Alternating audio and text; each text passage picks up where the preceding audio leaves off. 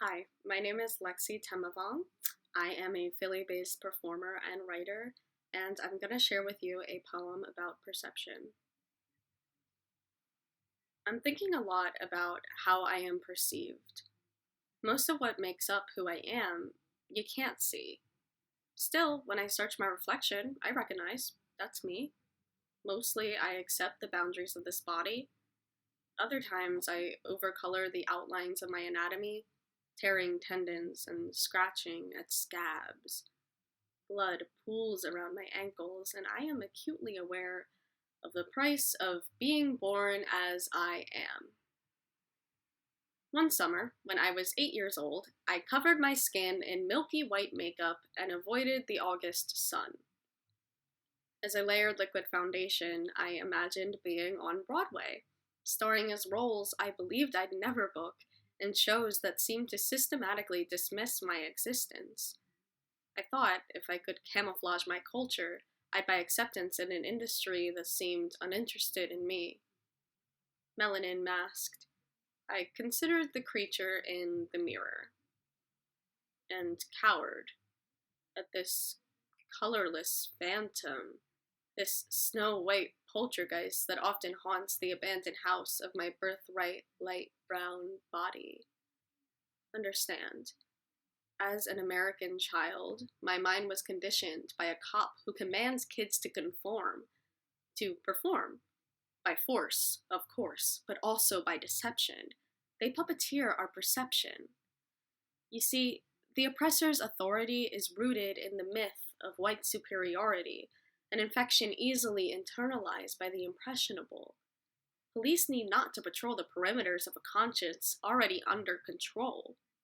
Their power lies in insecurity, inhibiting our imaginations so that inferiority feels inherent. Example: an Asian American infant is assigned female at birth. Soon, stereotypes on TV show her who she's supposed to be, yet what she doesn't see are images of herself free. She's secondary, not often the lead. So when the white boys in class look at her body, what do they see? A dragon lady, a model minority, an infantilized piece of a more important story, a prop kept backstage to use and then cage. Every expectation for fetishization, every supposition that I am prone to submission, all the boundaries crossed by bright-eyed colonizers seemed to me inevitable. Each enforcement of subjugation eroded my identity until I acted as the role I was expected to portray. I learned the lines of this play far before I was old enough to understand that the script was written long before my birth. Sometimes I tell my trauma not to complain because I'm sure my ancestors have endured so much more. I tell myself there are children in Thailand and Laos sold into sexual slavery, exploited by the same soldiers whom Westerners worship. I guess that means I should be grateful.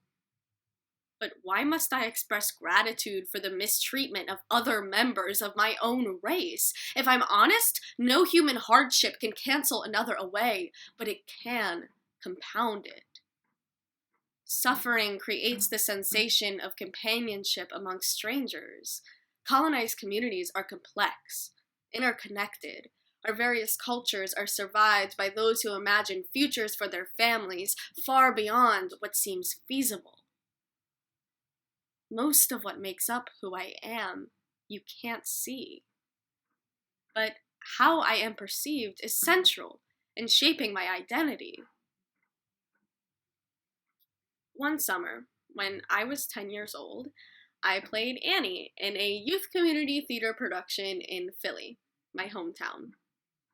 Although I still sported the red wig, an unnecessary addition if you ask me, I wore my August absorbing complexion proudly as I sang center stage about the sun coming out. If not today, tomorrow.